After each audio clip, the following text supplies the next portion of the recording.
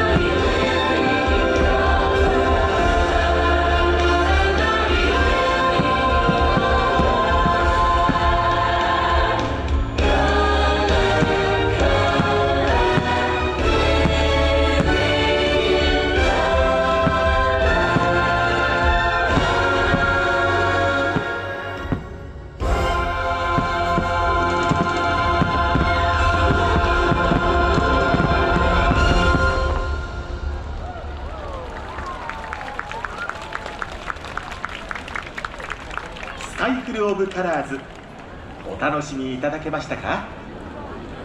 この後も色とりどりの夢にあふれた東京ディズニーランドで素敵な